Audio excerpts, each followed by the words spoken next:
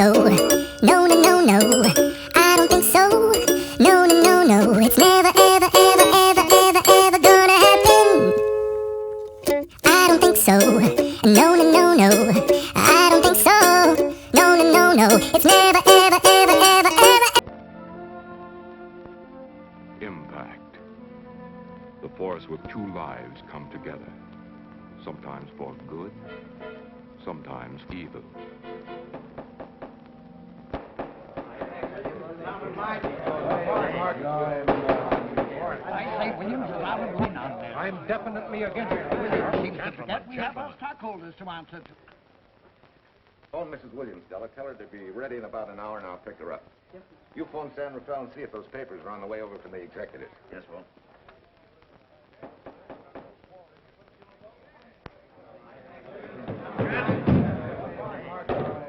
Well, Mr. Darcy, what's the score? 9? I'm afraid it is, Walt. If you think you can persuade them to change their minds, go right ahead. Gentlemen, I never interfere stock issues, dividends, or anything else in your department. I must run my department with no interference. Either I know why and when I need more factory space, or you need another boy. And that's all right with me, too. Because I can take these plants and pick my own spot in the motor production field. You won't have to worry so much about dividends. There won't be many. Hold on. I'm sure none of us want to lose Walt. Or our dividends. Why don't you say we take another vote? Now, all in favor of buying the 3 new factories signify by saying aye. Aye. Aye. Aye. Aye. Aye. An unanimous vote. Congratulations, Walt. Congratulate the board. They're the winners. Williams, if these factories are so valuable that other companies would jump at the chance to get them, how do you know that you can buy them at the price you quoted us? How do I know? I bought them this morning. Good morning. Della, I was asked to rush this up for Mr. Williams. Get my wife, Della? Your maid said she'd gone to the dentist. I gave her the message. Oh, fine. Oh, this just came. Thank you. What about those papers? They're here. Burke's checking them now. Good.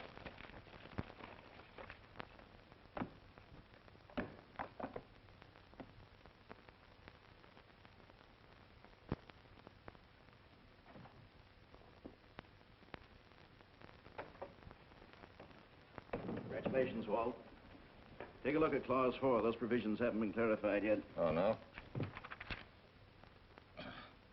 I wanted to leave for Tahoe right away. Get Judge Deering on the phone, will you? Never mind. I can get faster action if I run out to San Rafael myself and stick with them till they're right. Yeah? Mrs. Williams on 3. Oh, put the blueprints of that new diesel in, will you? I want Jackson to see him. Hi, Duchess. I'm afraid now we won't be able to leave till about 5 o'clock. What? You're not going with me, but I counted on it. But I thought as soon as Dr. Harris took care of whatever it was, I'd feel better. I don't. Stupid thing still aches, and I certainly wouldn't be a very desirable driving companion. No, seriously, darling, you run along and buy your little factories and hurry home. I'll send you back to the office. And cheat me out of my goodbye kiss? Not a chance. I've got to drive over to San Rafael. I'll stop on the way. Love me? Bye, dear.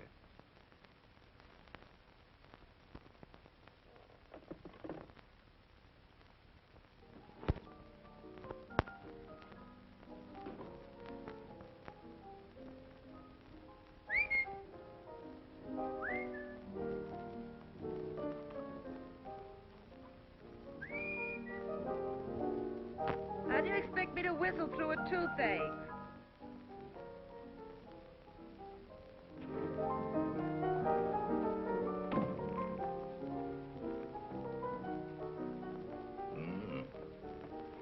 Nothing in the whole world smells as sweet as you do, Duchess.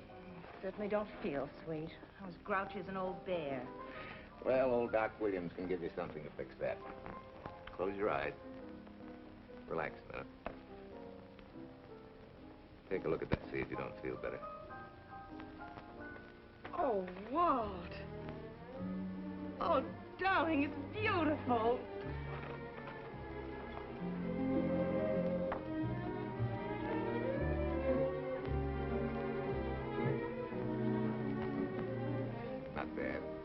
Not bad at all.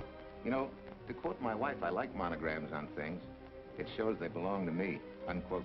When did your wife say such a thing, Mr. Williams? About 6 years ago, when I married her.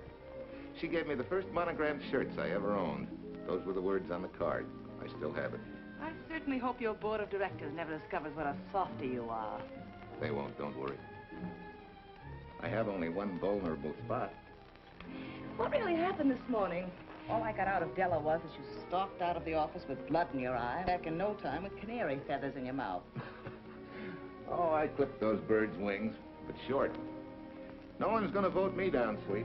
Not when I know I'm right. Mm-hmm. But how did you convince the board of that so quickly? With subtle hints and easy persuasion. Like this. Either I get what I want, or you get yourself another boy. And that's all right with me, too. But... Walter! What a clumsy ox. I'm sorry, Duchess. Oh, please, sweet, don't be so upset. Oh, if you could have seen your face. Oh, don't bother, dear. Celine will take care of that. Not exactly a good prescription for nerves, huh? You know, you're wrong, Dr. Williams. The way I feel now, a good catnap will probably make a new woman out of me.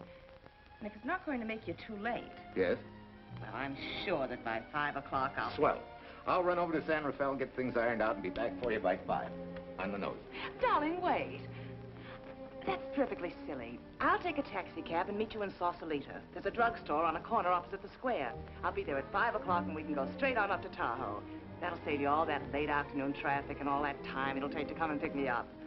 Smart woman, my wife. Thinks of everything. Where's your bag, honey? Oh, Sue Lynn still has some things to press for me. Sure you don't mind taking a taxi? Very sure. Sweet dreams, Duchess. See you at 5. Better get going. Bye, honey.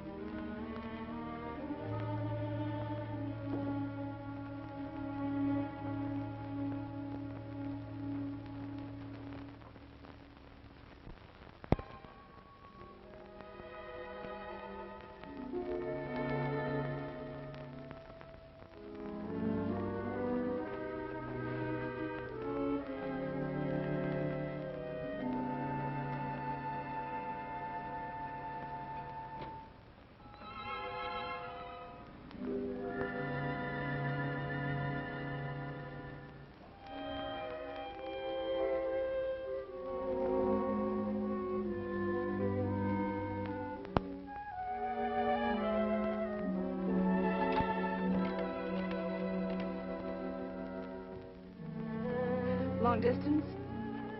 On Berkeley, 79721. Hello. Ah. Hiya, beautiful. Yeah.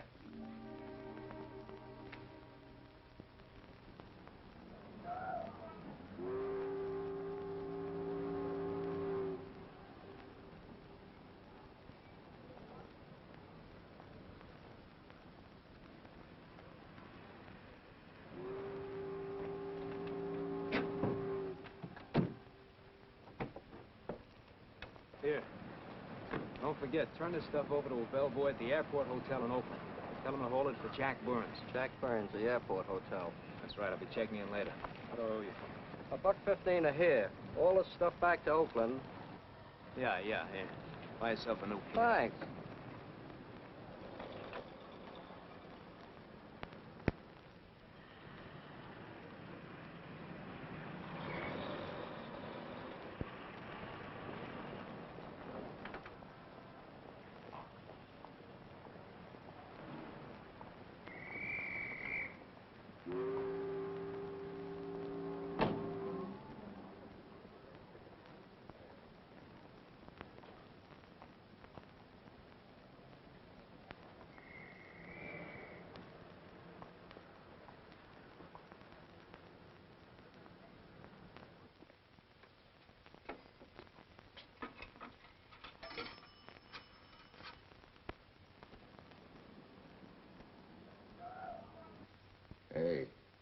where's that new woman who was going to meet me? It's after 5 o'clock. Oh. Gee, I was so sure you were going to be okay. Maybe you better get yourself another dentist, huh? Of course I understand, honey, of course. Just to prove it to you, I'm coming right on home. No, you really mustn't, darling. I'm going to be perfectly all right, really. And besides... Besides what? Well, I've done something you're not going to like. You remember Aunt Margaret back in Illinois? You mean the old gal in Evanston? I'm way ahead of you. How much? Well, it isn't money this time. It's another relative. Her favorite nephew, Jim Torrance. All of a sudden, right out of the blue, just after you left, he telephoned me from Berkeley. Okay, Judge, I'll see him when I get back. Well, you don't understand, dear. You're going to see him right away. What? Well, all he seemed to want was to be able to get back to Illinois, so I... So you buy him a ticket. That's easy. Well, it isn't. I offered to, but he got huffy and said he didn't want any handouts, and... Well, without thinking, I told him we'd pick him up and give him a lift as far as Denver. I won't say I'm good for you, but where do I find this guy? Well, he should be there right now. I told him to be on the lookout for a cream-colored roadster, just in case we fail to recognize one another after all these years. Oh, darling, you're such a lamb. Are you sure you forgive me? What do you think? Well, I'd better run along, or Cousin Jim might get nervous. Take it easy, sweet, and miss me, will you? I do already. Don't drive fast. And please take care of yourself. Softy. Goodbye.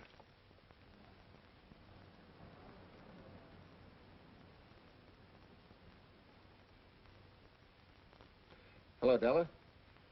Yeah, Mrs. Williams wasn't able to go with me. Now, while I'm gone, you see that she gets her roses every morning. That's right. But this time, on all the cards, put love from Softy.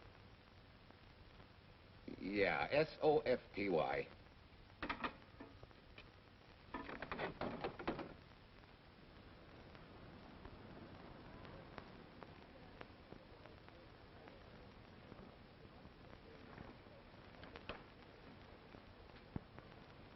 Hello.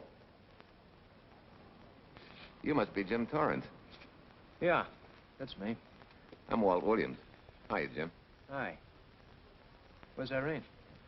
Oh, she's a little under the weather at the last minute.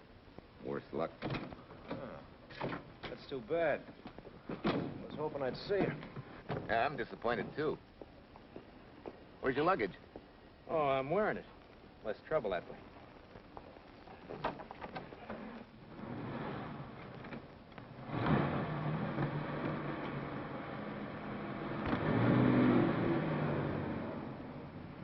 Irene tells me you're heading for Illinois.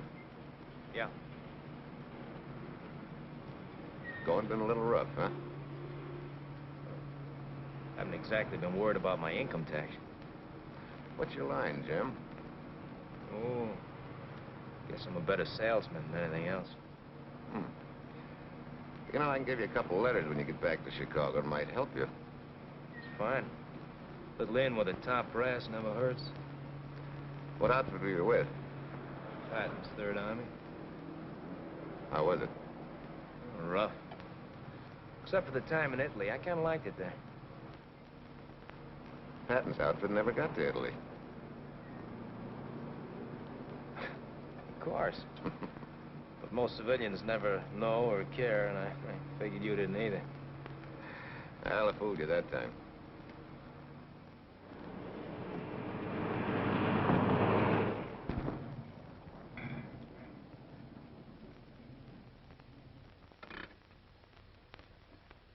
Our last chance to chow for a while. How about it? No, thanks. I grabbed a hamburger while I was waiting for you. I can still taste the harness.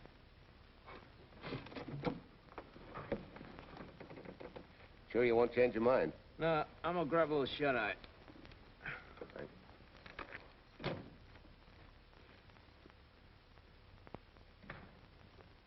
Chicken sandwich and a Coke. One chicken sandwich. Chicken sandwich coming up.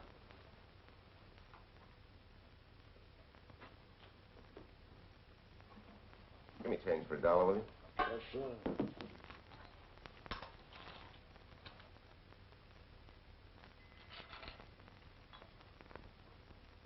Thanks.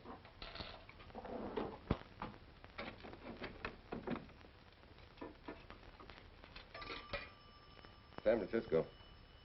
Klondike 2, 6714.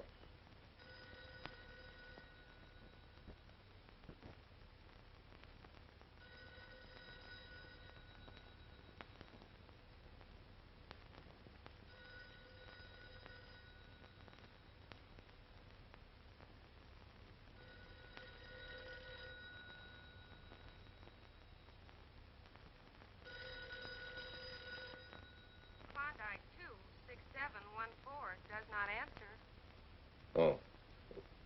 We'll try Sutter 1, 2599, please. Bayview Apartments. Oh, yes, Mr. Williams. No, your maid isn't there tonight, sir. Well, she said Mrs. Williams was taking something to make her sleep and wasn't to be disturbed. But perhaps... No, don't disturb her. Just leave a message that I won't forget about a certain problem. Mm-hmm. I think I have it, sir. You want her to forget all about a certain problem. Softy, is that S-O-F-T-Y, sir? Softy is going to take care of it thoroughly. Is that all? Yes, that's all. She'll understand. Be sure she gets it the first thing in the morning. Right.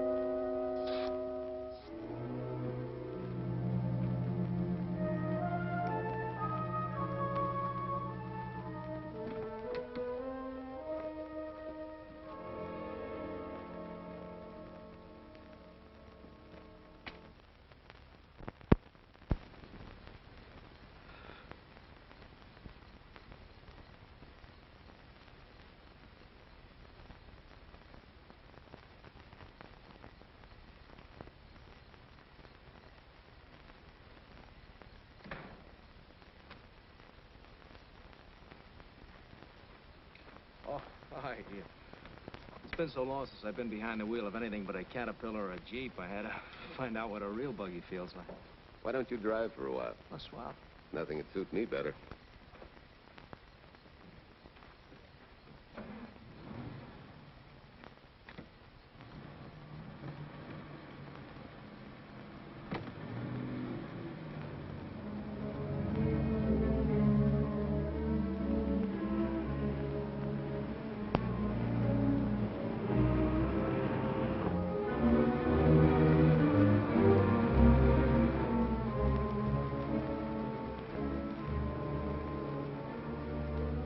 Tell me, Irene still got that little scar on her cheek?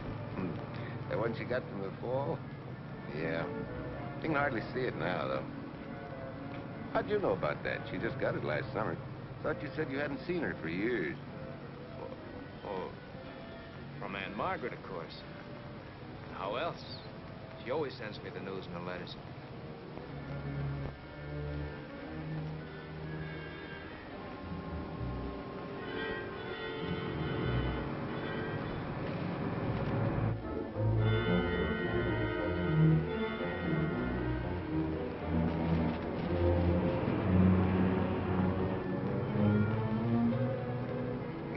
Margaret will be pretty happy to see you. Irene says you're the favorite nephew. Afraid my lovely cousin was just giving me a build-up for your benefit. You don't know Irene. Maybe not.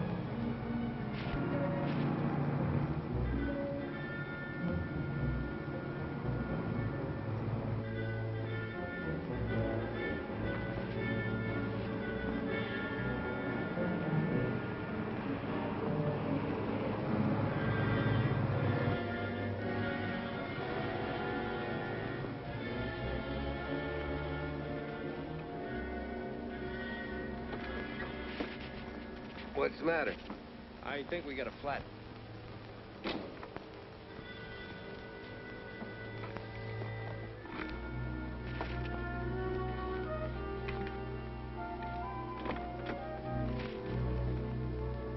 Yeah, flat as a flounder. Well, let's get to work. Hey, look out there, young fella. It's quite a drop.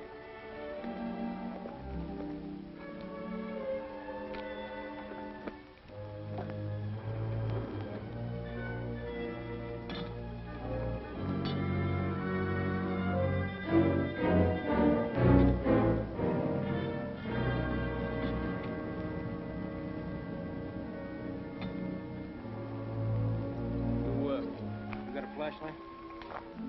I think I have. Get the jack. I'll take a look.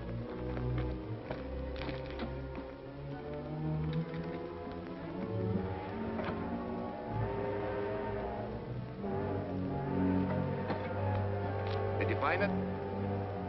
Yeah. Yeah, it won't be long now.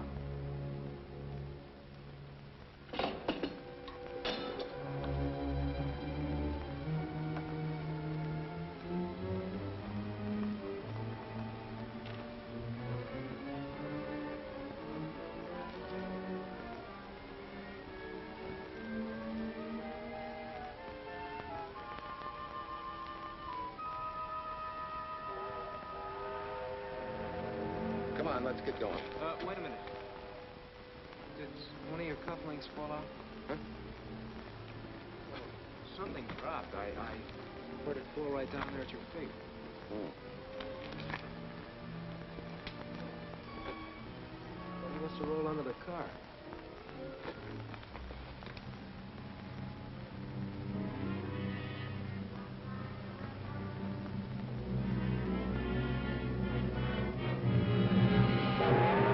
Irene and these suckers.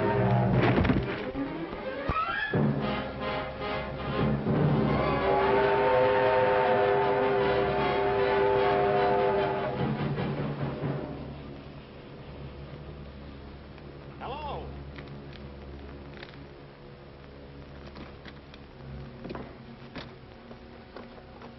Need a hand? No. I'm all set now. Okay. Good night.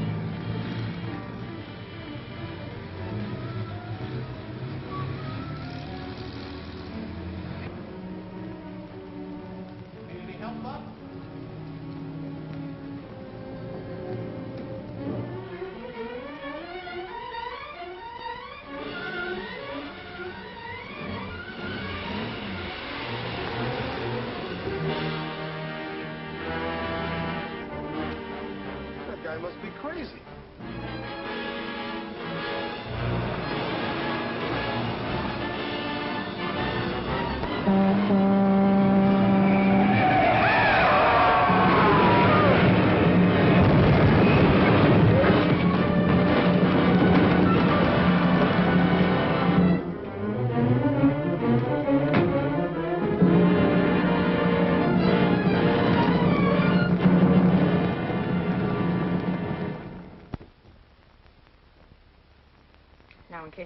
should be late and have to rush for his plane. This will be taken care of. Thank you.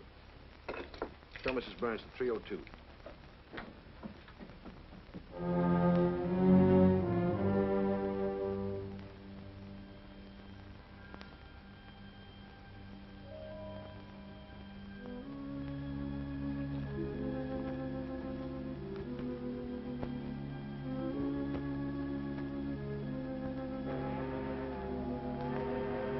Irene and me, sucker.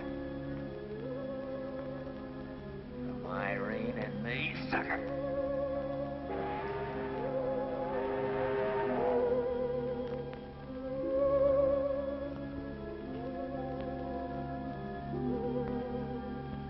Take care of yourself. Softy. Softy.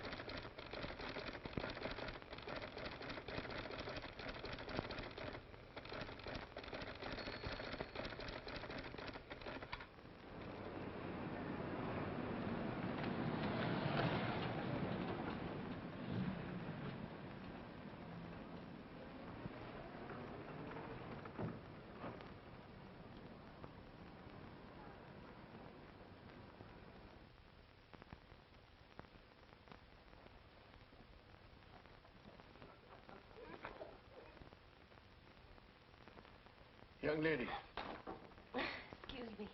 I want to see Mrs. Walter Williams. I'm sorry, sir, but she left orders not to be disturbed. I'm sorry, too. Lieutenant, this is the police department.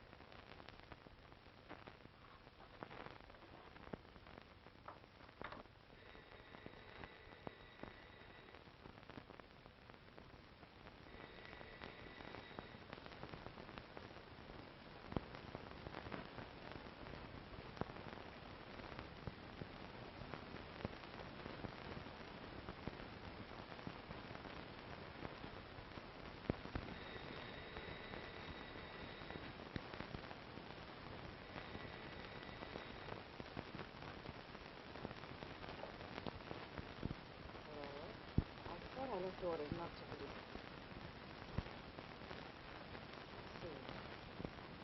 Ask him to come up.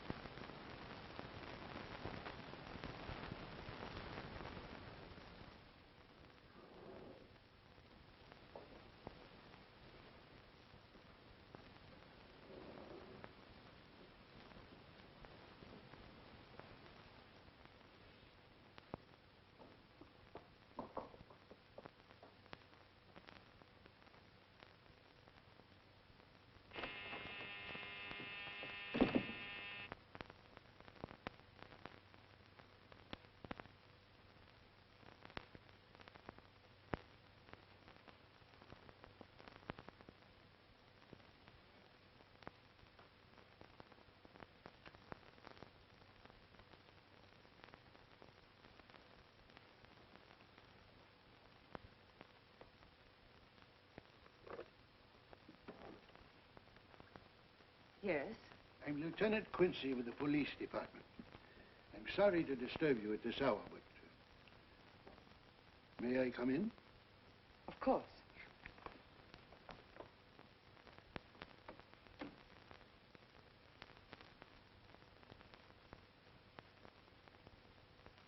Well, Lieutenant? Did your husband go on a motor trip late this afternoon? Why, yes, he went to Denver on business. Why? Was he driving a packet roadster? Yes. Is anything wrong? I'm afraid there is. Won't you sit down? Has something happened to my husband? Yes, Mrs. Williams. He's dead, isn't he? Yes. Oh, Walt, I knew something like this would happen. I begged him time and again not to pick up hitchhikers. But it wasn't a hitchhiker, Mrs. Williams. It was just an accident. He ran into a truck, a gasoline truck. You mean there was fire? He must have been driving pretty fast. I don't think he felt anything after the crash.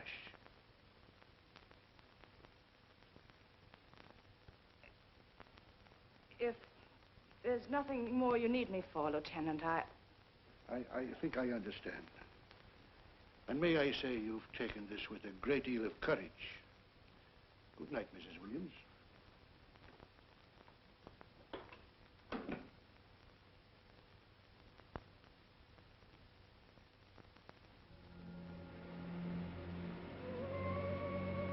take care of yourself. Softly. From Irene and me. Softly.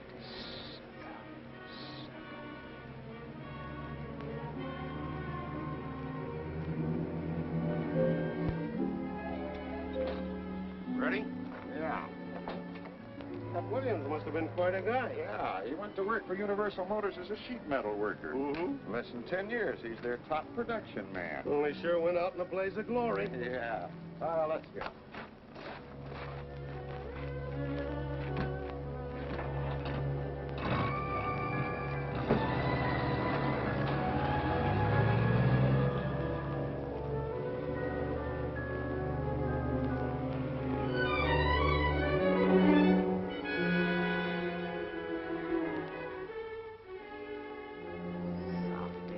From Irene and me. Sucker. Sucker. Sucker.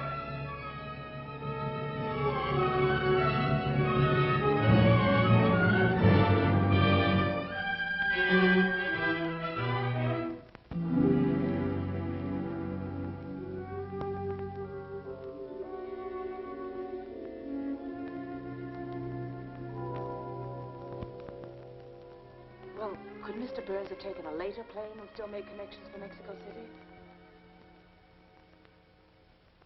I see. Yes? It is some telegrams for Tai Tai. Just put them under the door, Sulin.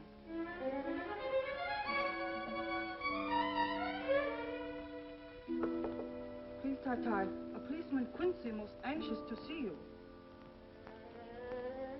Ask him to wait, Sulin.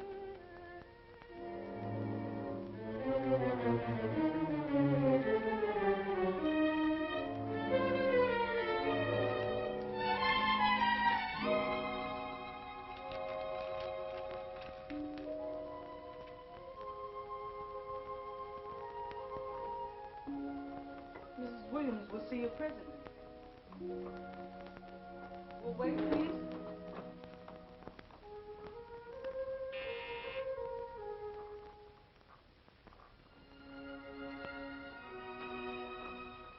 Flowers from Mrs. Walter Williams. Thank you.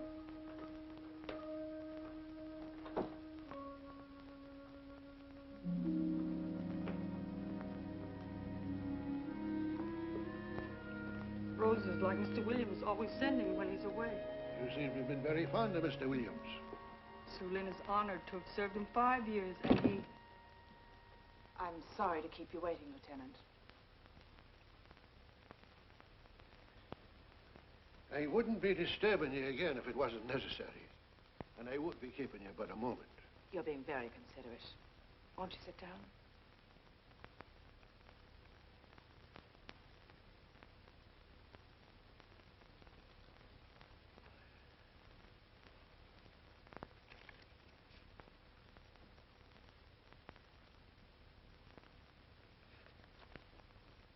everyone's been most thoughtful.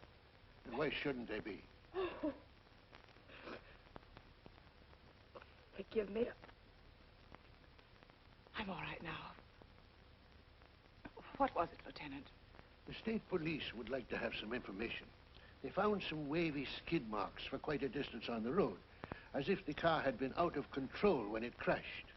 Tell me, was Mr. Williams a reckless driver? Why, no.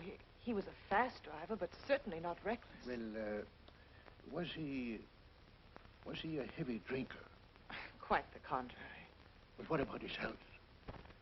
Could he have had a heart attack and lost consciousness before the accident? Why, no. He was in perfect health, but he'd been working much too hard lately and was overtired. Perhaps he fell asleep at the wheel last night. Oh, poor darling.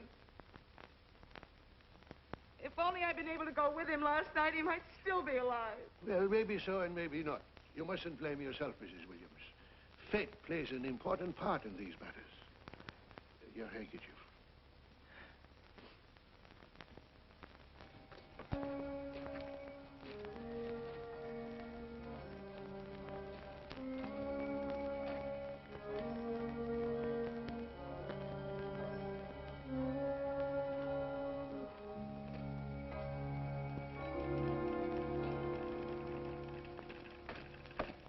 When's the next train to San Francisco? 10 a.m. tomorrow. You sure there isn't one sooner?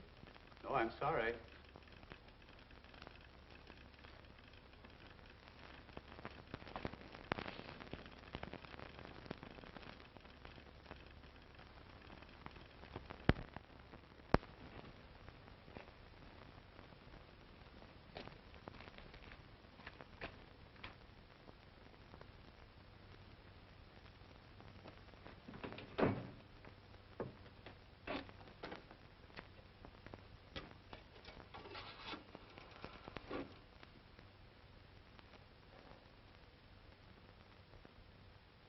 We have a circuit now, sir. Evanston. Calling Mrs. Margaret Hubbard's residence in Evanston. One moment, please.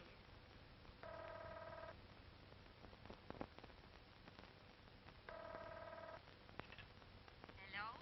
Mrs. Margaret Hubbard? Yes? Who's this? Long distance. I have a call from Mr. James Torrance. Who? Mr. James Torrance. He's her nephew, Jim Torrance. The call is for your nephew, Jim Torrance. I haven't any nephew, and I don't know any Jim Torrance. Sir, Mrs. Hubbard says she doesn't know what James...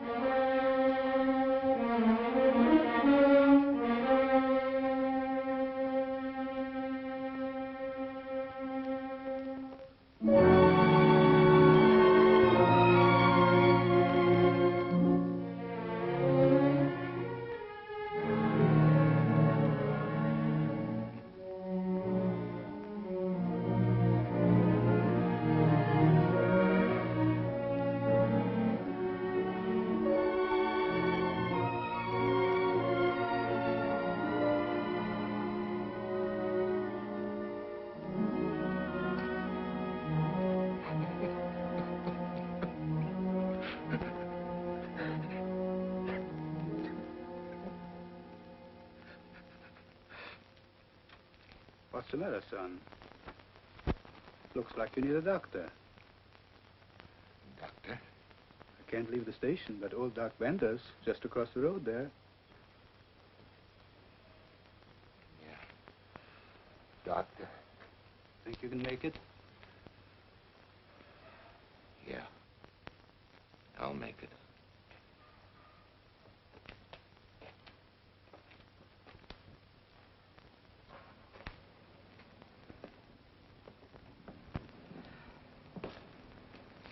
Now, take it easy, man. There's some concussion there. You've got to watch your step for a while. Yeah.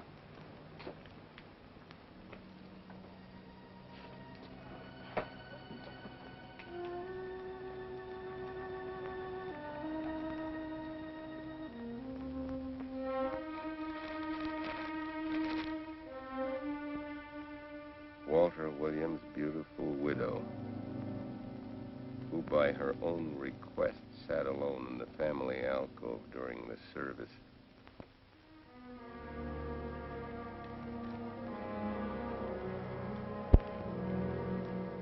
Smart.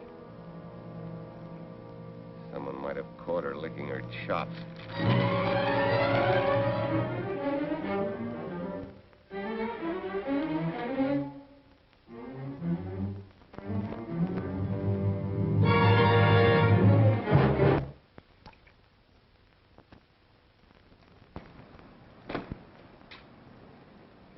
Hey, what's that?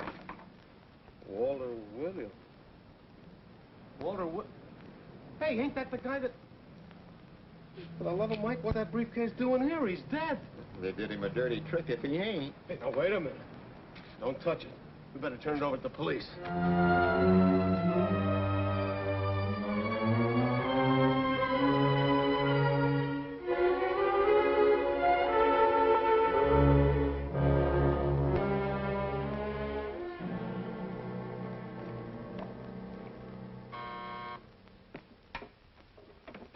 Homicide, Captain Callahan. Oh, yes, Chief. The dope just came in from Washington. The fingerprints are those of a James Torrance. Yeah, I'm putting Quincy on it. Right. It sort of opens up a new can of peas on the Williams accident. There's the FBI reporting the guy. Playing with the lady's affection seems to come natural with him. All you got to do, Quincy, is find him. Yes, that's all I got to do. Last known whereabouts of Jim Torrance was in a moving van somewhere between Sacramento and Points East. Hey, wait a minute. Last known address, care of his sister, Mrs. Joseph Rossetti. Irving Apartments, Berkeley. Well, what are you waiting for, Quincy? Let's go. Torrance leave any forwarding address? No, he said he was going to send it to me. Sorry to trouble you. Oh, Lieutenant, if you should happen to hear from him, will you let me know? There's an unpaid telephone bill and a bundle of laundry. Laundry? Let's have a look.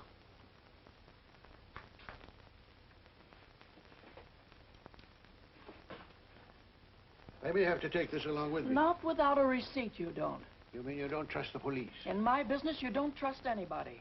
Mine, too. Holy St. Valentine's Day. Look, he had the same thing on his shirts, too.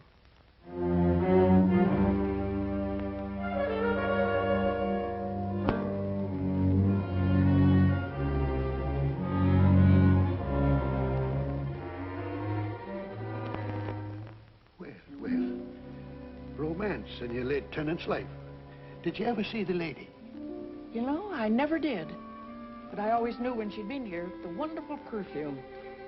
I'll lay you 10 to 1 she's a rich widow. Could be. Wait, I'll get you his telephone bill. Pretty fancy stuff for a hitchhiker. Yeah, but he's a pretty fancy hitchhiker. According to the shirt maker, a certain lady in the town had these made special. And they're just like her husband's. Only his initials were WW. Sort of smells, don't it, Cal? Now take a look at this little item that was also found in the laundry. I for Irene and W for... Well, it could be for Williams, too, couldn't it? Yeah. Homicide, Callahan speaking. Hello? Oh, hello, Fitz. Hello. What news? Oh? Any luck? Both days, huh? Swell. Have it typed up and sign it. This report of Fritz will be a nice little topper for this pile. His checkup shows calls from Torrance's phone to Williams's private number, and a flock of them going the other way, including one on the 7th and several on the 8th. The 8th, and you've forgotten, is the date of Walt Williams' accidental death. Well, that ought to be enough to get an indictment out of the grand jury. Go pick her up. I'd like to play a long shot first. It might give us 2 for 1. Well, take them one at a time. A bird in the hand is not going to lead us to its mate. I'd like to give the lady a little more rope. Well, Thanks. I thought you'd agree.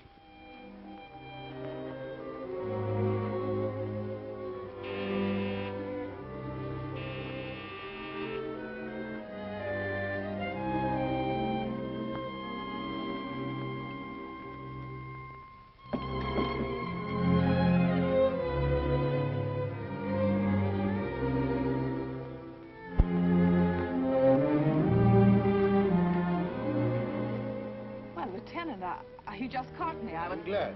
I have some rather startling news I thought you should know before it hits the headlines. Come in.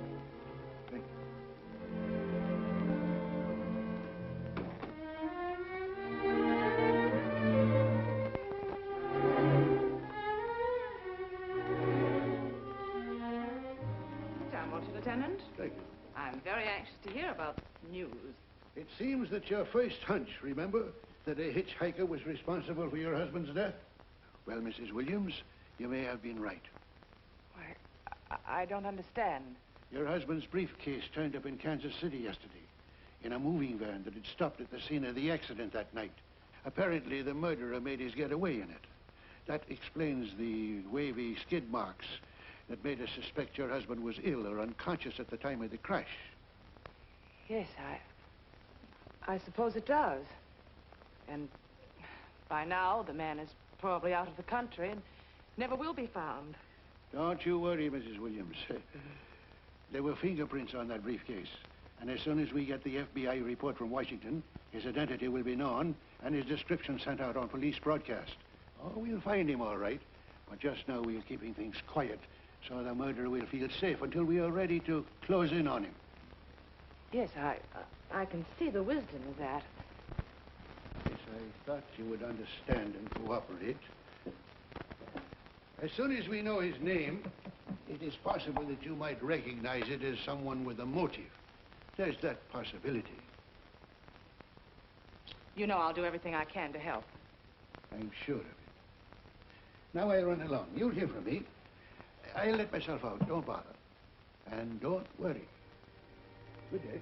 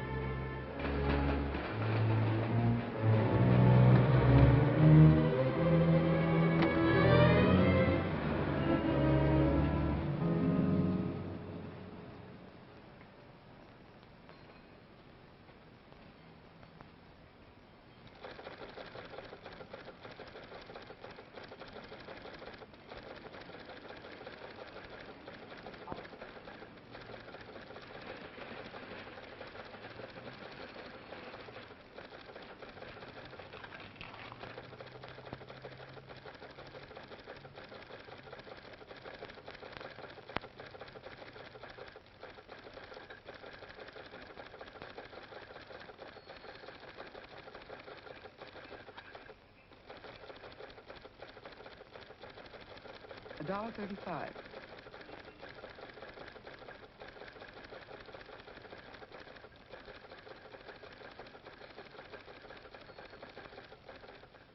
See, everything after the letter J in the first name has been obliterated by heavy writing over it.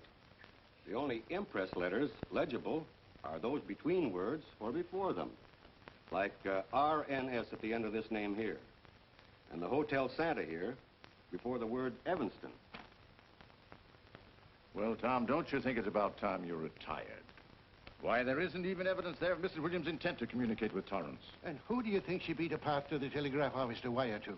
The League of Decency? I'll tell you what I think, that you should have brought her in when I first told you to. By the time we get her now, she'll have figured out a way to tip Torrance off. He'd be that much tougher to find. Not unless she's tipped him off from your office. Ernie's got her on ice waiting for you.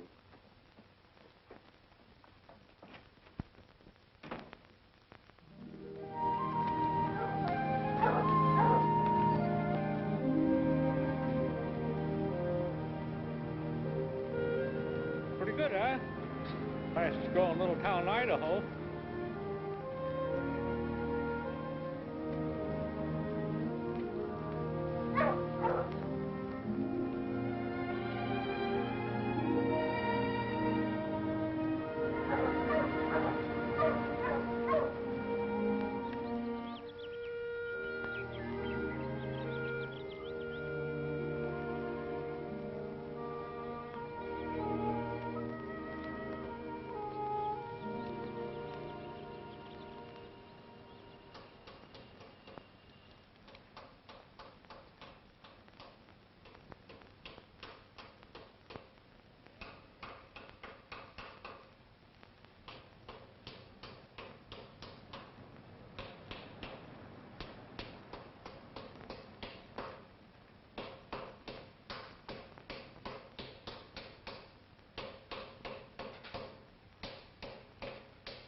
Have a heart, son. You trying to wreck that engine?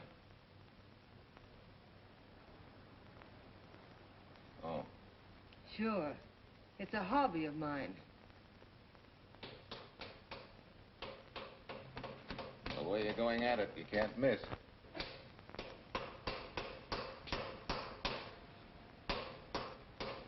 Here. I just can't let you ruin that beautiful motor. Start her up.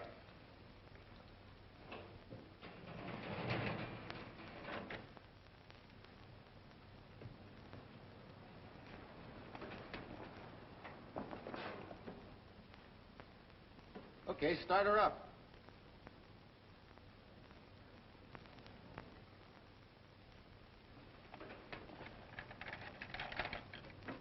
Shut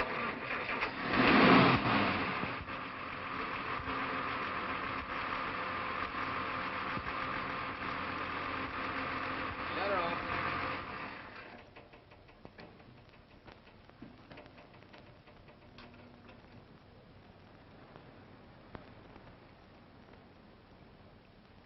You're certainly not a mechanic by trade. Hands are like that. Maybe it's a hobby of mine.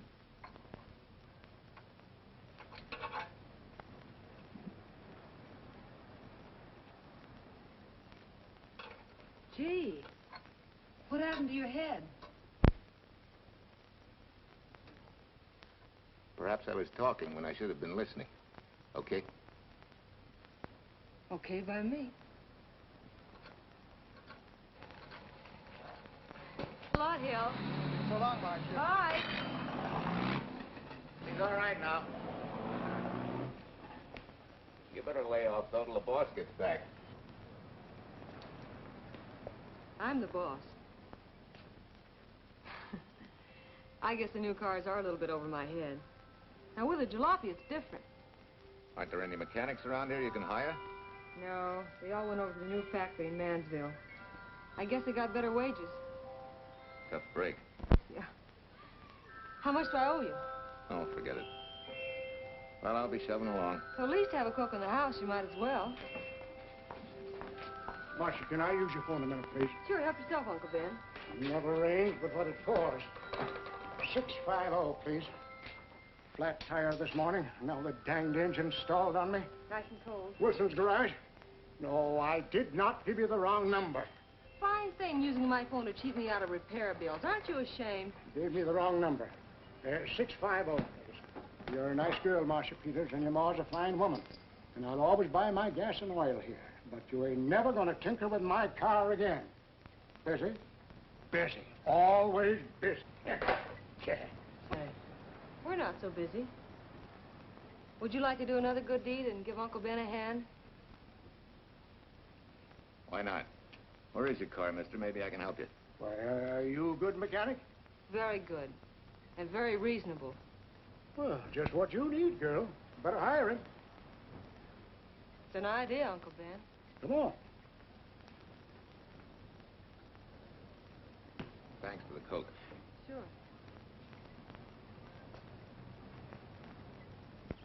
Well, I got Uncle Ben fixed up all right. Nothing but a sticky carburetor valve. Bye. I hope he paid you. What for? It only took a minute. You're certainly not money-conscious, stranger. There. This is no kind of work for a girl. But somebody has to do it if I want to stay in business. And I want to.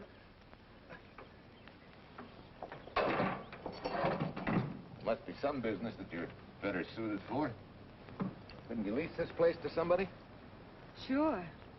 I did while my husband was overseas. But when he was killed in Okinawa, well, we'd made a lot of plans for the future here. And I had a hunch he'd like it if I took over and tried to make a go of it. Takes more than a hunch to do that. I got along famously. Business has been fine until lately when the help got short. Could be again. If I had a good mechanic. Yeah. You sure need one, all right. Well, for Pete's sake, say yes or no. Do you want the job or don't you? You mean you'd hire me without knowing anything about me? You can repair automobiles. What else do I need to know? Except your name. Well? Why not? Sure. I'll try it for a while till you get someone permanent. The name's Bill Walker. Okay, Bill, it's a deal. And maybe if business gets real good, you'll want to stay. Oh, don't count on it. Where does this go, on the rack? Yeah.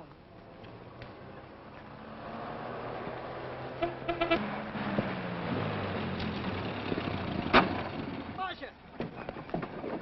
Marcia! It happened!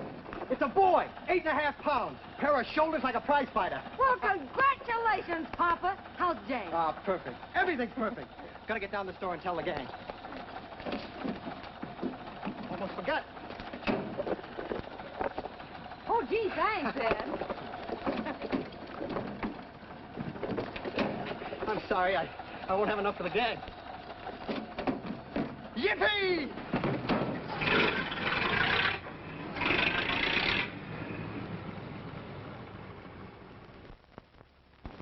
Maybe you can use this token from the slightly delirious new father. Thanks.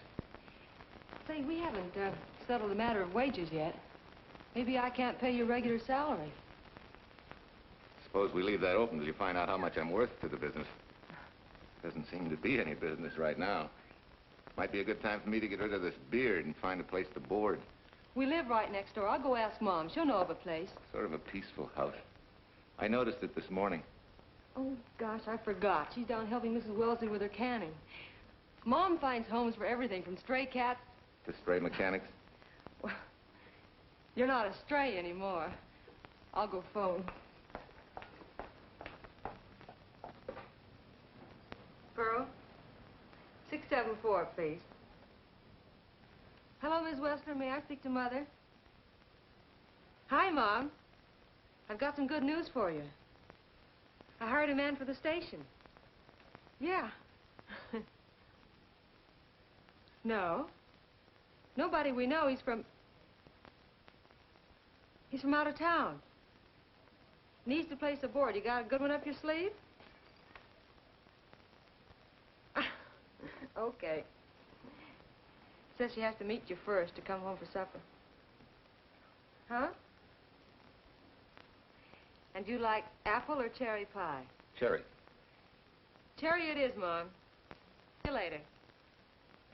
Now I gotta get rid of this. Hey, where's the nearest barber shop? The one and only, just up 2 blocks. Tell Judd you're working for me. When you get back, we'll close up and go home. Thanks.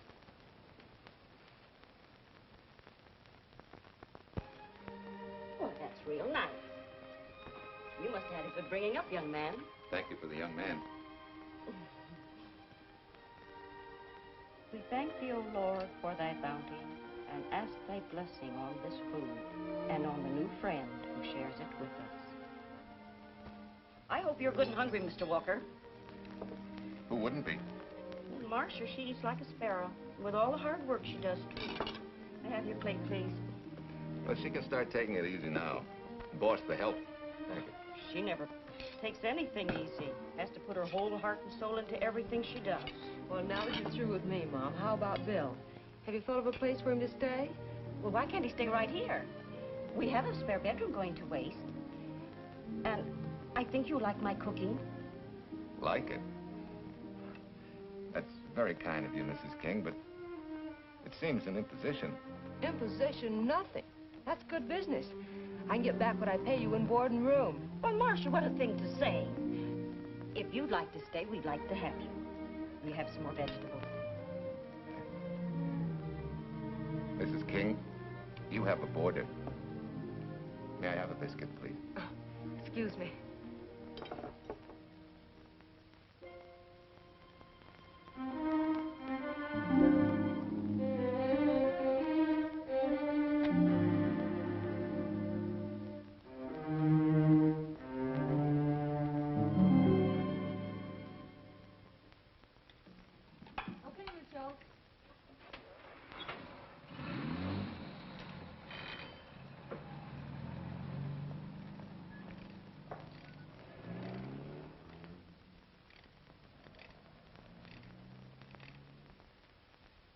It's wonderful the way tools seem to come alive in your hands.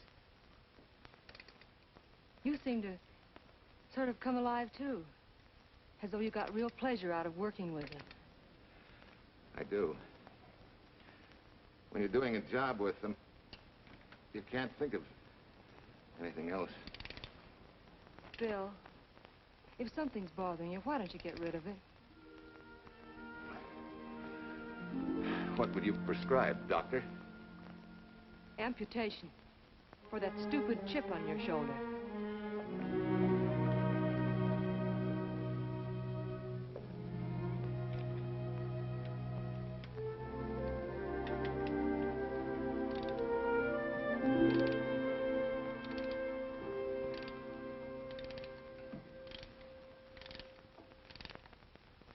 What you need is a ring job. Save yourself some money. Gee, Bill, with the baby and everything, I just can't afford it now. Oh, we'll take care of that. Hey, boss. How's Ed's credit? Good enough for a ring job? Well, sure, if I can hold Junior as collateral. Oh, not a chance, fella.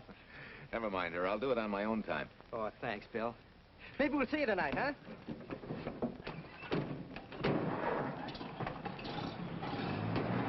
Some shoulders, huh? Yeah. Some father, huh? Bye, Marcia. Bye, Marcia. Bye. Nice kids. Hey, was Ed clowning about their being hard up? No. Things have been pretty tough for him ever since he got out of the service. Fix a car for him, Bill, and only charge him for the labor, okay? Then he gets it for free. I'd already been knocking that off. Say, we could make it an anniversary present. Anniversary of what? Junior's arrival, and mine, 3 months ago today. Time certainly flies. That was a lucky day when you came to MP service. Your work's been bringing in a lot of business. I'm glad of that. Hated to have fallen down on Mom and you. Say, look, boss, why don't we three celebrate tonight and go to the movies? Ed said he and Jane were going. Well, that lets Mom out. She'll be babysitting. I'd love to go, Bill. I haven't been in ages. Here's your opportunity. Go to work.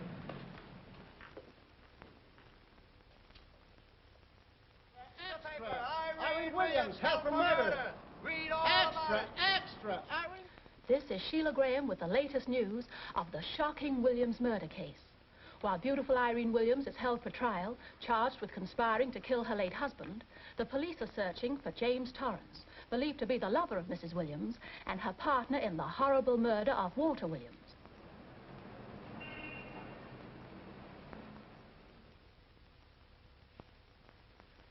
If I'm handling your case, my dear Mrs. Williams, I want 1/3 of everything you get.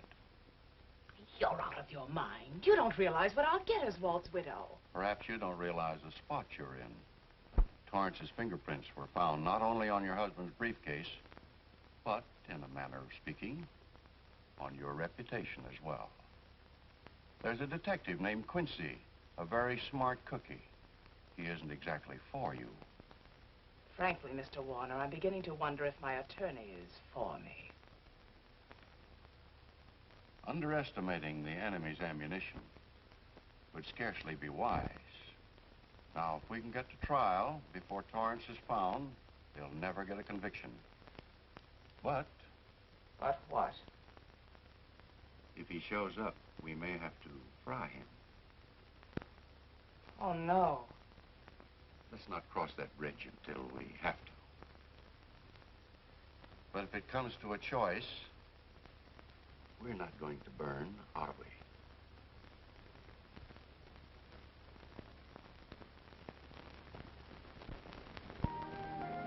Art, you're the chatterbox this afternoon. What about this afternoon? Oh, I'm sorry, boss. I guess it was wool gathering. You're supposed to do that in the spring. Is there anything you don't know? Yes. What's San Francisco got that we haven't? Better newspapers, for one thing. Anyway, California's supposed to be the land of opportunity. I thought that by now you liked it here. I do. Very much. It's a good town. Nice people. Swell boss. Thanks. We like you, too. No fooling, Bill. You'd be surprised how many people ask questions about you. What kind of questions? Oh, where you came from, do you have any family, and do you like it here, and are you going to stay? Al Knox asked me at the movie last night if you wanted to join the volunteer fire department. Just interested, friendly things. I suppose it is natural for people to wonder about a stranger who moves into their community, like I did. You know, I've been thinking, maybe it wasn't such a good idea, you and I going to the movies last night. It's all right being seen in the station and here with Mom, but... You get used to that in a town this size. They're always trying to marry people off. You just ignore it, and after a while they forget about it. I'll go get cleaned up for supper.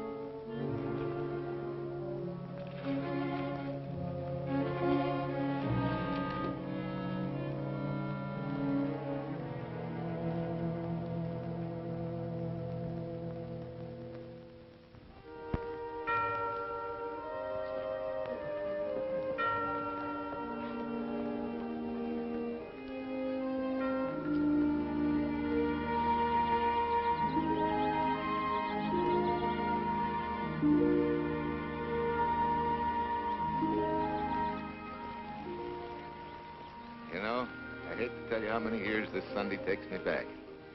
Did you always fall asleep during the sermon? I wasn't asleep, Mrs. Peters. I merely closed my eyes to concentrate. Oh, so that's what you call it.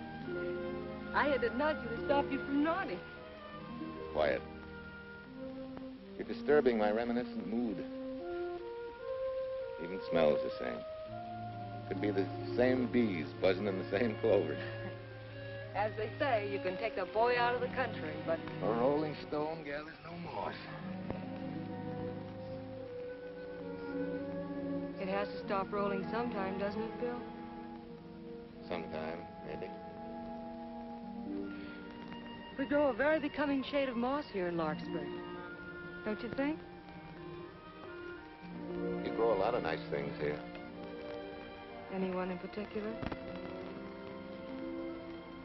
You'll have to skip the answer to that one. Someone tore it out of the book.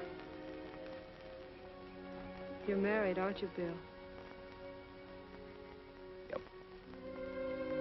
That's right. You must have loved her very much to have been hurt so deeply. To be so afraid of someone, even yourself. Maybe it's better that way. Then no one gets hurt. Bitterness and hatred hurt everyone. Can't you see, Bill? They're like a wall that shuts out all the sunshine from a garden and lets everything wither. Make room in your heart for something else, can't you? I guess this is my day for sermons. Sorry. As Mom would say, you never get rich minding the other fellow's business. Hey, that's a flyer. I'll be seeing you.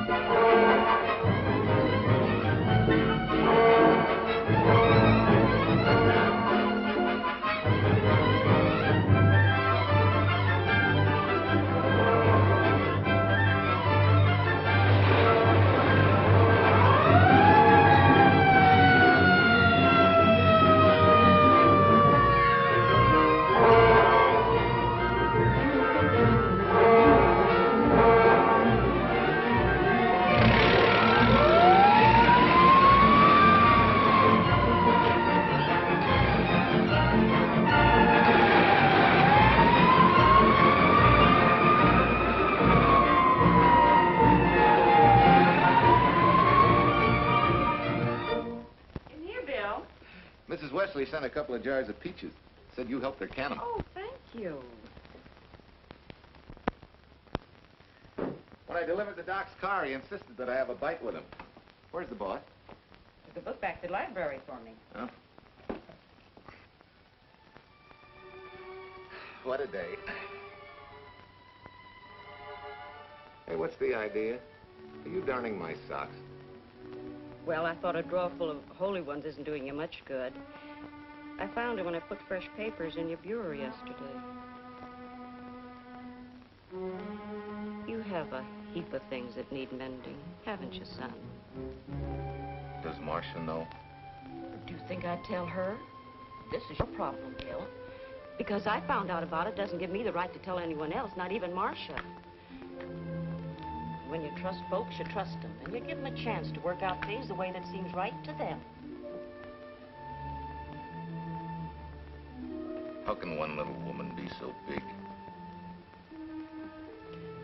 Don't forget, it's a lot easier to be tolerant and understanding at 50 than it is at 25. Yeah, Mom. I'm going next door for a while. Grandma Thompson's ill.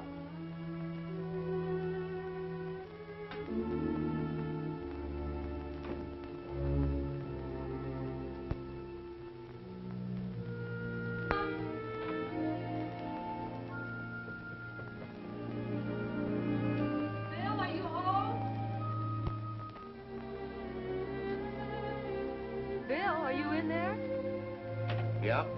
Mom went next door, Marcia. Hi. Do you work awfully late? Oh, about 6. Anything wrong? Come in. I want to tell you something. I'm checking out. Has something happened? No, just... I'm doing what I should have done a long time ago. Moving along. But why, Bill? My name isn't even Bill. There isn't any Bill Walker. I'm Walter Williams. The late Walter Williams. Walter Williams? I don't understand. You may not even after I've told you, but at least you'll know the whole story. Sit down, please.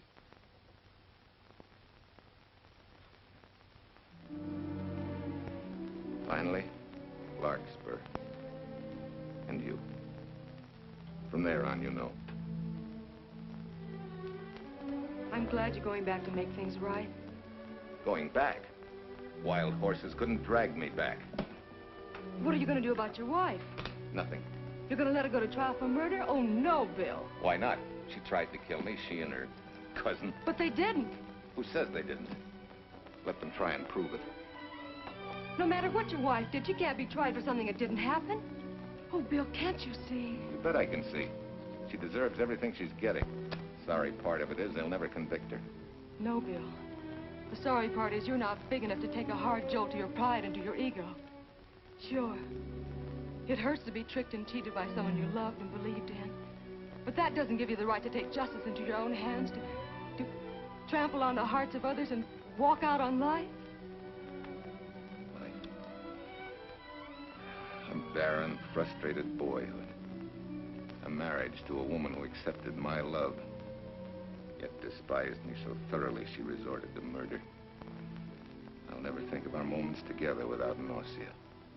I feel stripped bare, degraded. Even me.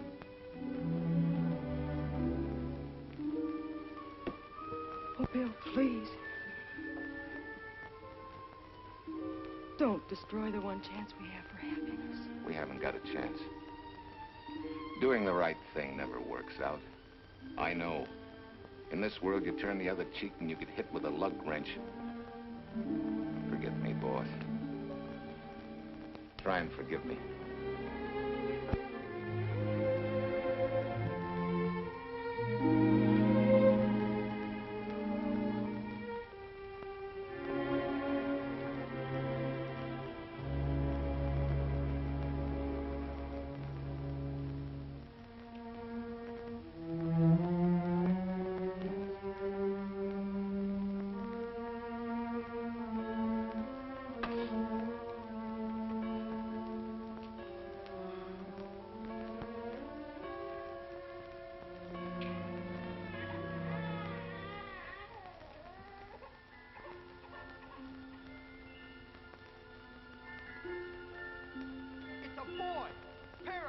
like a prize fighter.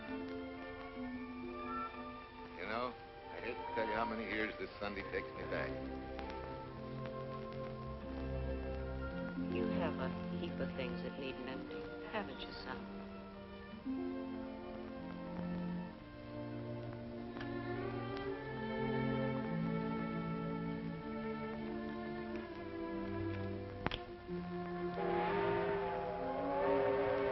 Take care of yourself.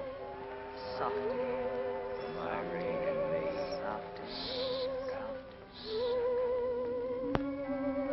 You're not big enough to take a hard jolt to your pride and to your ego. Sure. It hurts to be tricked and cheated by someone you loved and believed in.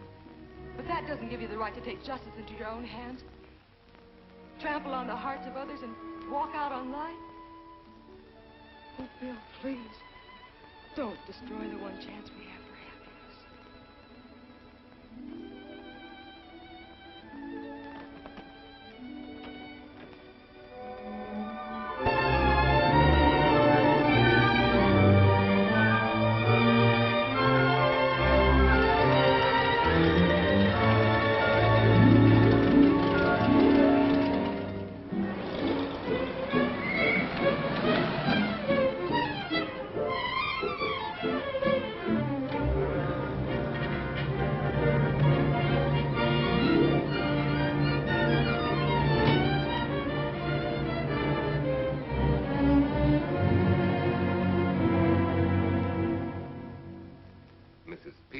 Enough to come along to substantiate at least the Larkspur portion of what I've told you.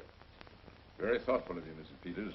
Mr. Williams, when you read in the newspaper that the hitchhiker who attacked you had been, well, a close friend of your wife's for some time, it must have been a great shock to you. I didn't come here to discuss my emotional reactions, Lieutenant. If you need me for anything further, Captain, my office will know where to reach me. Let's go, Mark. Just a minute, Mr. Williams. We'll need your signed statement for the grand jury when we ask for your wife's release. It won't take long to be typed. Yeah. All right.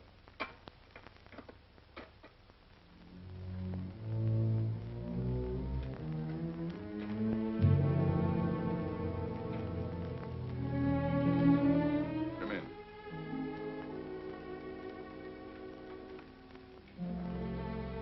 Sit down.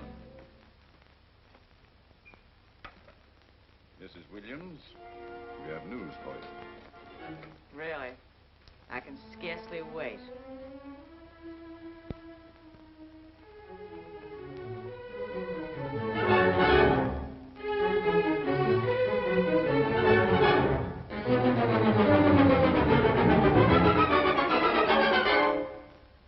Seems it was Torrence who was in the car when it crashed.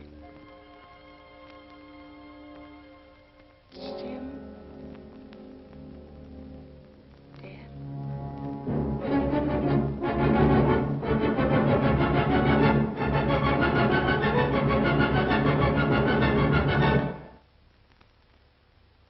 You did it. You killed him. No. He tried to kill me. Thought he had. And he ran into the truck. It was an accident. An accident? You wait all these months to tell this story. You let me rot in this filthy jail. Wait a minute. You let everybody believe you're dead. Pretty convenient, wasn't it? A dead man can't be tried for murder. Mr. Williams, perhaps your wife would understand better if you would explain to her about the amnesia. Amnesia? Oh, don't tell me you believe he had amnesia. Where's he been all this time, just wandering around in a daze? Tells us he's been in Larkspur, a little town in Idaho, working as a mechanic in a service station. Run by Mrs. Peters here.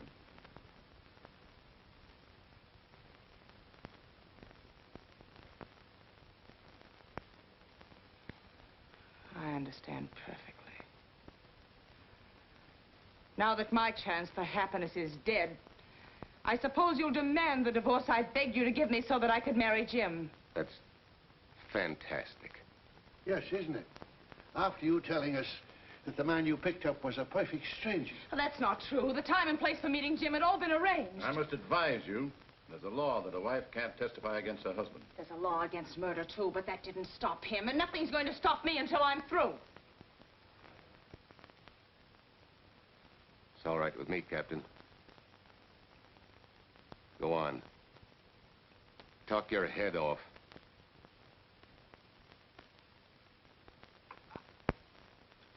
I was to have gone with him to Denver.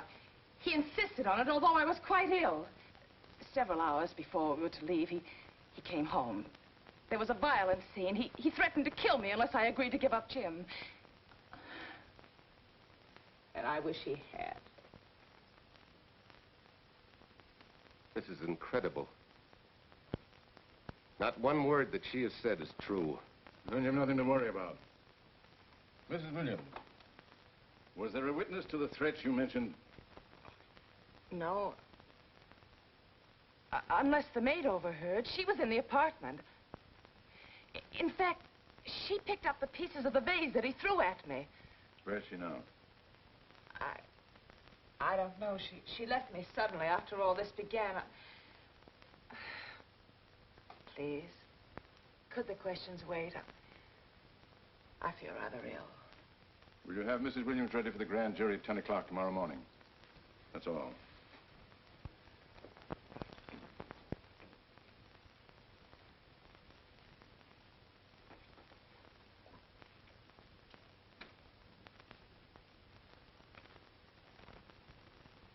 We're going to hold you too, Williams. On what charge? Suspicion of murder. But he's not guilty of any of these things. Then it should be easy for him to prove it. Take it down and book him. That fiction of Mrs. Williams must have been very convincing. No, we just couldn't buy that yarn you tried to sell us. Let's go.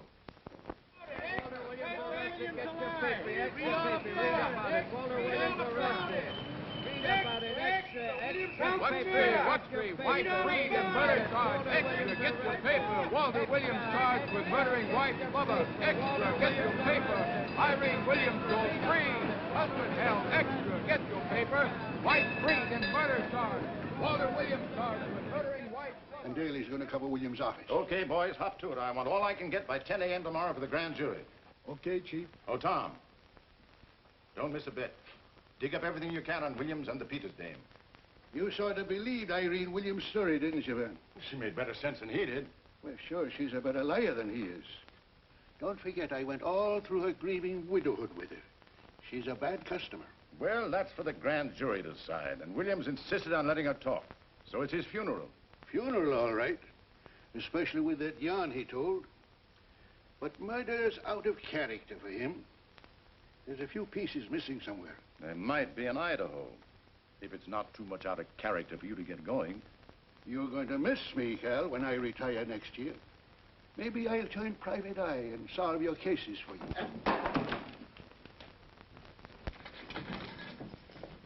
Miss Williams? Thanks. Sort of deal from the bottom here, don't you? Sorry, Williams. Okay, Williams.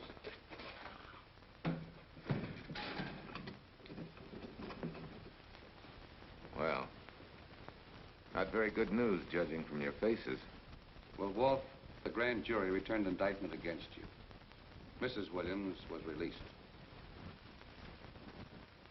I see. Now, don't you worry, Walt. We'll have you back at work where you're needed, and in short order. Come on, Eldridge. There's a visitor waiting far more attractive than we old fogies. We're just leaving, Mrs. Peters, but remember, don't hesitate to call on me for anything. Thank you so much.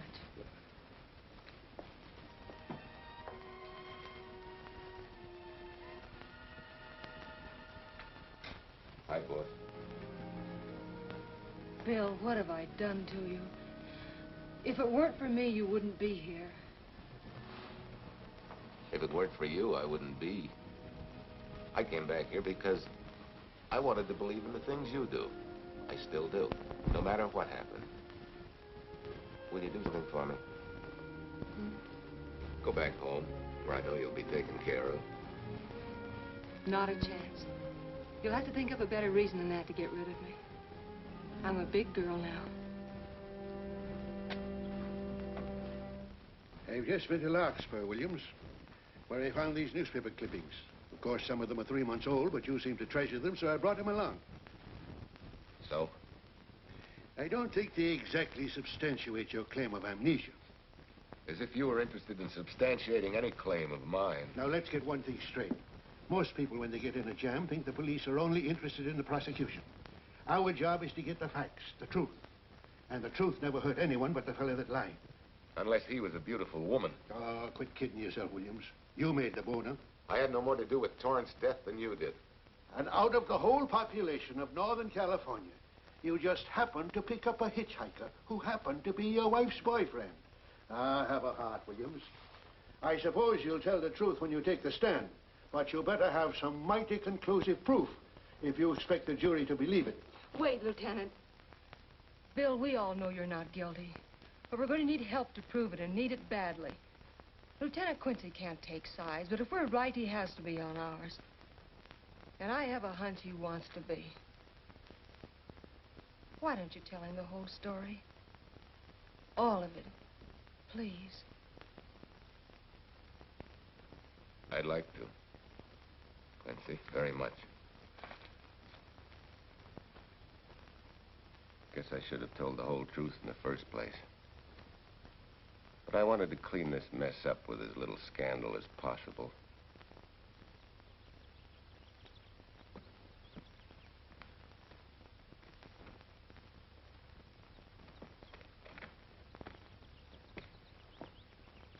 Well? No sign of the lug wrench or anything. My dear Mrs. Peters, will you please stop trying to be a detective? How many times do you think the police have combed this spot for any kind of evidence? Now, be a nice girl. Take Mr. Williams' advice. Go back to Larkspur. What time is it? It's only 4 o'clock. We still have time to go back to town and go on our hunt for Sue Lynn. Now, look here, young woman.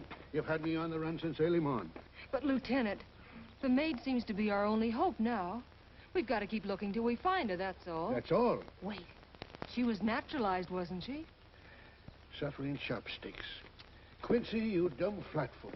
This Sue, what's her name, was Chinese born. If a port of entry was San Francisco, there'd still be a file on her, photo and all. Let's go. Back to town. Immigration.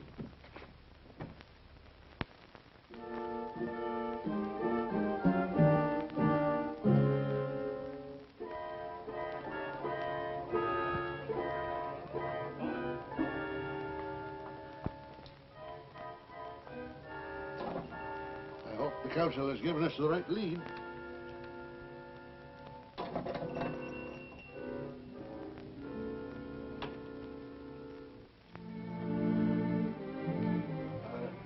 You are sing? Understand? You savvy English? Also French, Italian, and Hebrew. May one ask what is desired? We're looking for Su Ling Chung. The Chinese consul said you were her uncle and might tell us what she is. This daughter of my brother, has she offended the honorable police? Oh, no. They just wanted to ask her some questions about Mr. Williams, the man she used to work for. Ah Sing's heart is heavy that he cannot lead you to her. But things that are not known cannot be told. Well, if you hear anything of her, report it to headquarters.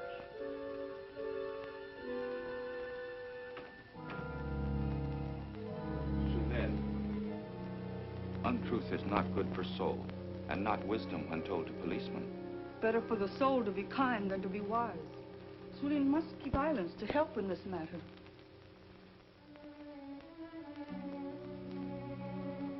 You know, you're quite a gal. In case I haven't told you lately. You're just too easily pleased, that's all. There must be a way out. Why can't we find it? Oh, buck up, boys. Tomorrow, another day. Yesterday you go to trial. Bill, I'm afraid.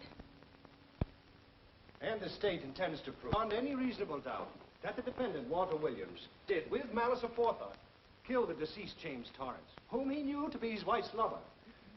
And that with his victim dead beside him, he drove his car into the course of an oncoming truck, jumping clear himself some seconds prior to the crash. And subsequently, he made his getaway in the back of a loaded furniture van. And for 3 months, as Bill Walker, he laughed at justice. when he'd imprisoned his unfaithful wife for conspiracy in his own murder. But then he decided that being dead cramped his style. He thought he could eat his cake and have it too. So he returned, most anxious to explain his long absence and to right the dreadful mistake that had imprisoned his wife for 3 months. Ladies and gentlemen, it was a cold-blooded, premeditated murder and must be punished to the fullest extent of the law. Call the first witness, please. Captain Callahan, did Walter Williams tell you what suddenly cured his amnesia after 3 months? No, he did not. But he did tell you the man that struck the blow which caused the amnesia was a total stranger, a hitchhiker he had picked up.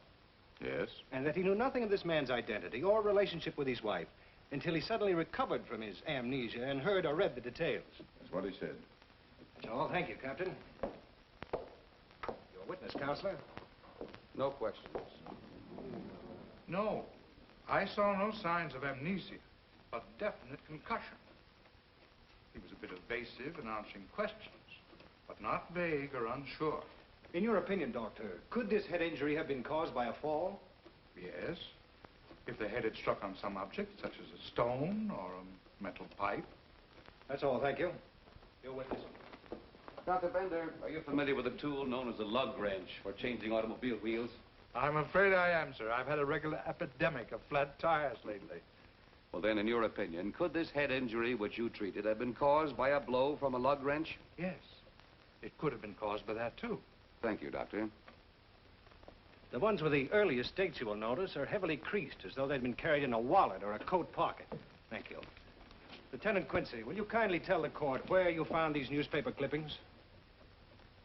In the bedroom occupied by Mr. Williams and Mrs. Peters' home in Larkspur, Idaho. Is this your handwriting, Miss Revere? Yes, sir. And that's the message, at least our record carbon of it. Would you read it to the court, please? June 9th, 8:32 p.m. Message from Mrs. Walter Williams, Penthouse D. Mr. Williams called, said he wants you to forget all about a certain problem. That Softy is going to take care of it thoroughly. Was there any other conversation? Well, I just asked if that was all, and he said yes, she'll understand, and sort of laughed as if it were a joke and hung up. Some joke killing the wife's boyfriend. That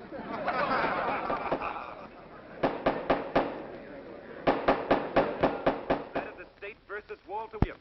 All the rounds so far have gone to the prosecution, and it was a grim-faced Williams who was returned to his cell this afternoon. What the score will be after he takes the stand is anybody's guess, but he's going to need some lucky punches to get a decision. And though Torrence struck with intent to kill, after telling you this is from Irene and me, sucker, you still telephoned Illinois to find out if there was a cousin Jim. You are hard to convince, aren't you, Mr. Williams? Is it so incredible that a man should fight against believing such a thing about his wife? Oh, that is very touching. From a husband who planned a trip on which he intended to destroy his wife and did kill her lover. That's a lie. Your Honor, I object to the conclusions drawn by the prosecutor and move that it be stricken from the records. But, Your Honor, there is a corpus delicti, remember, who was your wife's lover. Objection sustained. There's also her own story, which, in front of witnesses, you insisted she tell. And then we have your own two different stories from your own lips. One featuring a perfectly strange hitchhiker, the second an equally strange cousin Jim, without a questionable substantiation for either bit of fiction.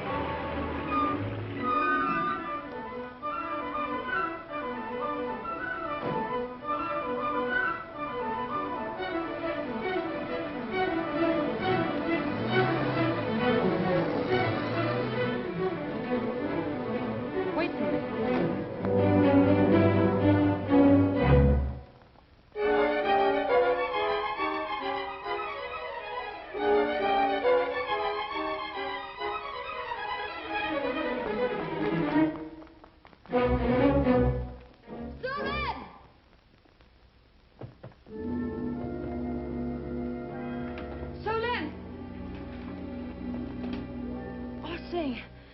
You remember me, don't you? I was here with Lieutenant Quincy from the police department. I just followed Sue Lynn up the stairs. I saw her come in here. You must be mistaken. I'm not mistaken. She's here. I must see her.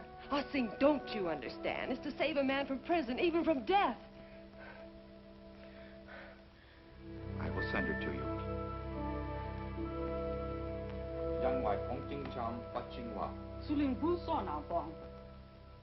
Oh, Sue Lynn, we've been looking for you all these weeks. Mr. Williams needs your help so desperately. I cannot help. You must forget that you found Sue Lynn. Forget it? But you're his only witness. You're the only one that can help. Not as a witness. Only with silence can I repay his great kindness to me and my family in China. Why? For I heard other things. That most unhappy day, from Mrs. Williams' bedroom, his voice very loud and angry. A flower vase broken to pieces. He can explain all that. They do not believe what he's already told. That I heard anything would do harm. Don't you see?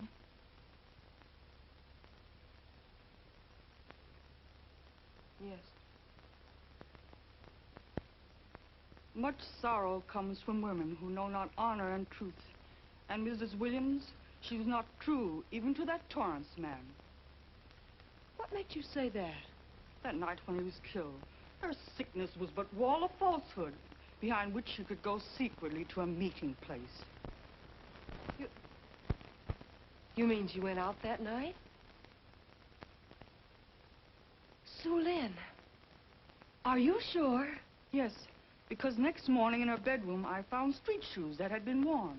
Her coat on the closet floor with the sleeves turned inside out as though removed hurriedly. And in one pocket, a door key to some hotel. Sue Lynn, that's it. Proof that she and Torrance had planned to meet that night after he killed Mr. Williams. What hotel was it? Oh, I don't remember. The key. What did you do with it? Returned to coat pocket. Come on. We'll get to Lieutenant Quincy. He'll know what to do. And pray, Sue Lynn, every step of the way.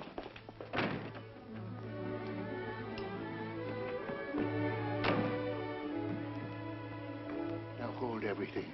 Even if this long shot don't work out, we'll just keep on pitching.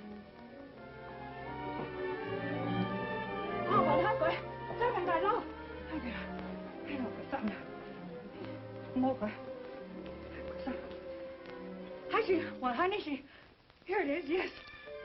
Room 302, Airport Hotel, Oakland. Maybe we got our miracle. A special little Chinese one. It is to hope that Sue Lynn was of small help to Mr. Williams. Oh, Sue Lynn. Come on, copper. Next stop, Oakland. A certain little lady's hotel rendezvous. I was on night duty then, all right, but I sure don't remember a looker like this. Quite a dish, eh? A little too highly seasoned for my digestion, thanks. Lieutenant, just found a couple of cars for room 302 on June 9th. George Baxter, checked out at noon. Mr. and Mrs. J. Burns. Room not slept in. J. Burns. Burns. Look, Quincy. The handwriting on the card is identical to that on the photograph. And here's a little boy, the same thing. The cover-up telegram to Aunt Margaret. Now look at the impressions. J here, and here RNS. J. Burns. That's the name she started a telegram to. Room not slept in. Say, I got that dame pegged now, Lieutenant. She said they'd be out of the room by midnight as her husband was catching a plane.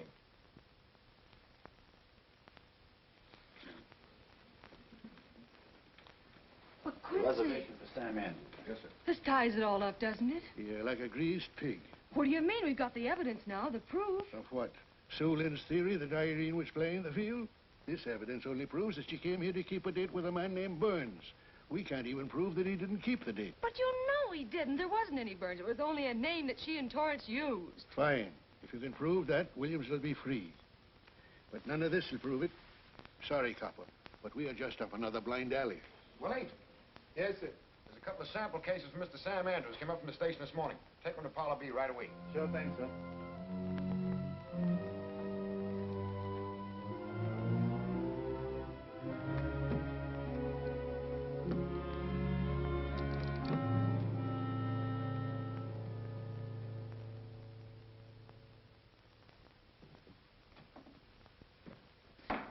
Seated. Case of the state versus Walter Williams. Proceed, Mr. Aldridge. Your Honor, we will call Mrs. Irene Williams. Take the stand, Mrs. Williams.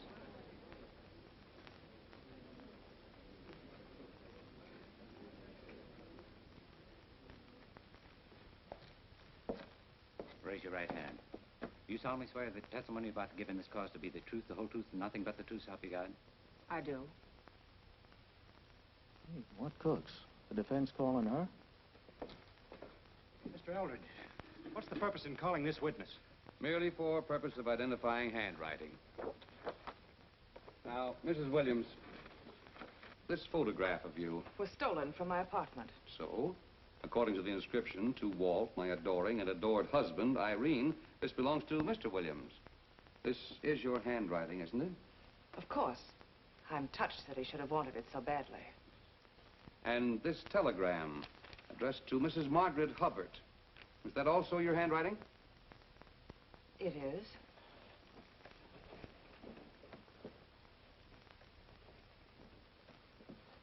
Now, Mrs. Burns, I mean Mrs. Williams, this photograph is inscribed to Jim, my adoring and adored Irene.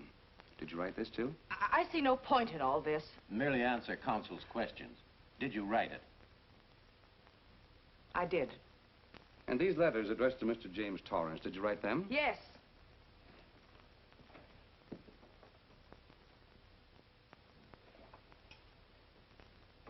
And this monogrammed garment, a gift from you to Mr. Torrance? Why must I be tortured again by all this? I never made any secret of my love for Jim Torrance. That's why he's dead. Your love for Jim Torrance. Yet on the very night he was killed, you had a rendezvous with a man named Burns, didn't you? I don't know what you're talking about. I don't know any man named Burns. I was at home that night, very ill. Oh, yes, the sleeping pills. Well, you must walk in your sleep then, for you spent at least part of that night at the Airport Hotel in Oakland, where you registered for Mr. and Mrs. J. Burns. Don't waste the court's time trying to deny it. This is the registration card that you signed at 9:20 p.m. And there's the room clerk who assigned you to room 302. And this, Mrs. Williams, is the key to room 302, which you very carelessly left in the pocket of a coat which was found in your closet yesterday. All right, I was there. Now are you satisfied? Not quite. This J. Burns, Mrs. Williams, is his first name Jack? Yes.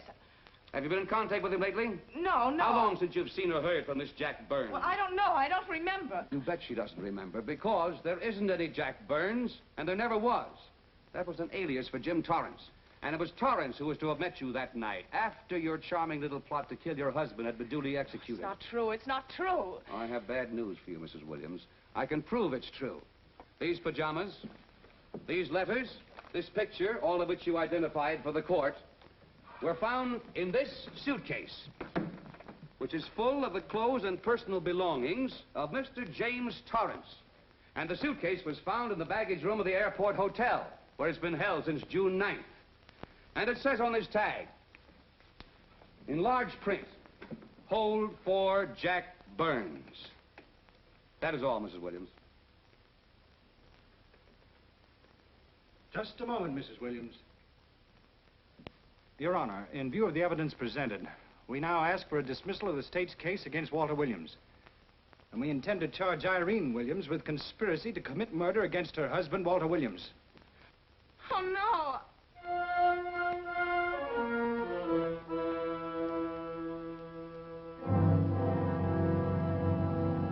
The case against Walter Williams dismissed. Court adjourned until 2 o'clock. Well, that's that, Walt. Congratulations, Mr. Williams. I haven't the words for it, Quincy, but we could never have made it without you. Ah, sure you could. You know, son, right always wins if you give it a little push. Especially when you get a copper like this one to do the pushing. Well, I'll be seeing you. You know, it'll seem kind of strange being able to eat and sleep without someone getting in your hair all the time. Oh, fine, Walt. We're looking forward to having your hand on the wheel again. The Denver plants are waiting for you to open them. You think you can make it in the morning? How about it, Counselor? You bet you can. Oh, good. Well, I'll be running along. Well, you think you like Denver? It's okay by me, boss. Yes. Impact. The force with which two lives can come together. Sometimes for evil, sometimes for good.